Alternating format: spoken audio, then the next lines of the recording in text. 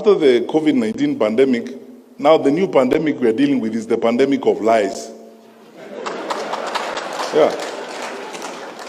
It's the pandemic of lies.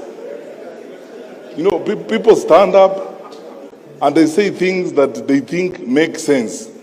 You know, I've been looking at politicians, and fortunately, I have the opportunity of having served in cabinet. I know how our budget is drawn, and I know how much money we have in our resources to draw a budget. When a political leader, a national leader tells people, I will put aside 150 billion for market women, I'll put aside 50 billion for boda boda, I'll put aside 100 billion for this. I know how much our budget is and the projected growth of our budget. That time you have not talked about the amount of money that you are taking to counties. You have not talked about transfers for the education sector and so on. Where are you going to get that money to provide that kind of service? You're just lying to those people because you are telling them things they want to hear. And because they won't ask you questions, you just get along with it. You know, when you keep saying there's deep state, who is that? And the people who are using that phrase and complaining are members of the National Security Council. They hold public offices. They tell you they are powerful people. So who is that? Not this facade and stories that are being coined and being bandied around, just so that people create excuses and they camouflage around things that don't exist to survive, or create excuses and pathways of lying and carrying the public along with them. I want to ask you as church ministers, I am your son, and as a public servant, we have a country to serve. Let us not be victims of some of these lies that you keep hearing around, but things that just don't make sense even to a fool. How will you tell people? Yeah.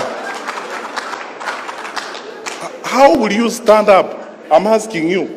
How, Bishop, how will you stand up in public and tell me, who is that? And then you don't even have the courage enough to take a decision and say, okay, because I don't agree with the Attorney General and all these people, me, I'm not going to be party to you. In the morning, you speak like government. In the afternoon, you speak like opposition. You see, the question, let's be honest. You see, the total annihilation of common sense and betrayal of common sense in the political practice in this country is shocking. When you tell people about there being who is that? What is that deep state? The Inspector General who seated here? We have passed a constitution that requires us, it's in black and white. You know, even me, if I have to give directions to the Inspector General, the law requires that I put it in writing. And since I became Minister for Interior, I told the nation the other day, I've written 2 such letters, one to Boynet and one to him, to provide policy guidance. And even before I send it, I asked the Attorney General, does it pass muster? The Attorney General says, under the law, you can't do this. So, stop here, let us proceed. Now, how can you turn around in a country of the amount of freedom that we have? Nairobi, for your record, Bishop, Nairobi houses the largest number of foreign correspondents and media houses on this continent. I've challenged people, if you don't think there's freedom in Nairobi, go and report from Addis. Yeah. With all this freedom we have, in a country where the president is insulted liberally by everybody, by opposition politicians, how will you tell me that there exists a covert, dark op element of government that is intended to do certain things? When did you last face and scrutinize and excoriate the Minister for Security? I am here to answer questions. Which is this dark side that exists? Where is it? Don't be drawn. I'm telling you, don't be drawn to some of this. You see, we are unfortunate that we have a brand of leaders.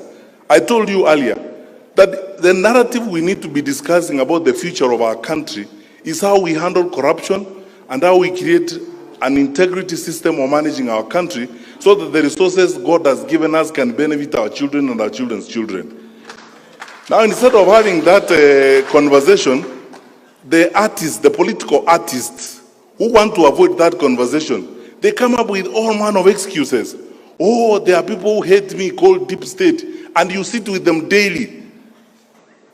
So when do they become deep? When they are with you or when they are not with you?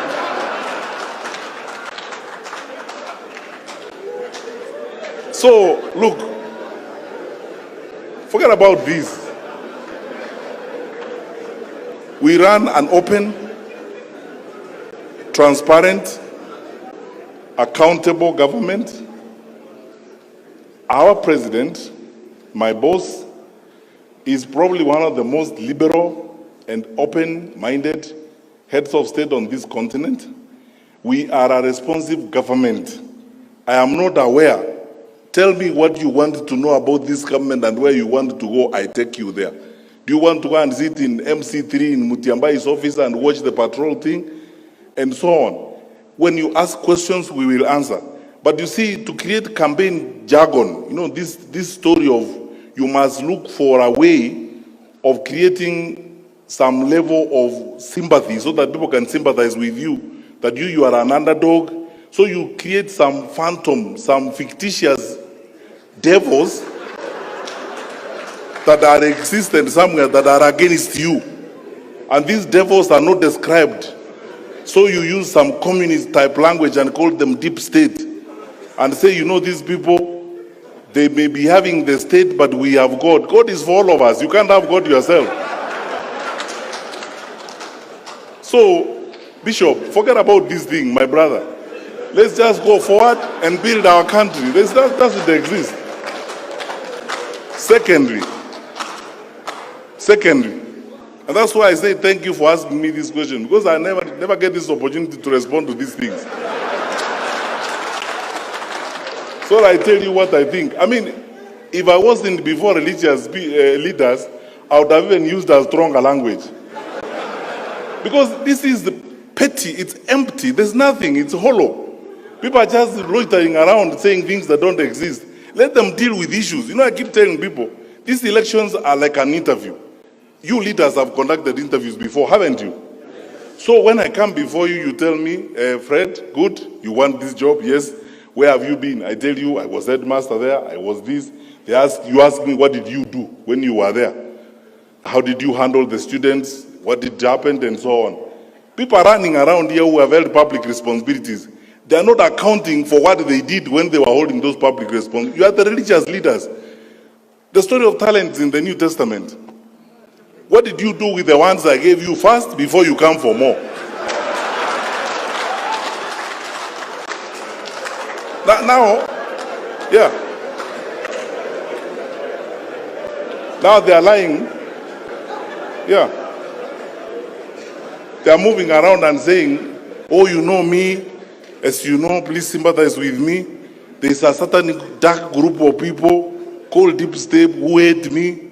They don't like me. They don't want me to be a leader. They plot evil against me. You drive public money in that state. You eat food bought by that public state that you are condemning.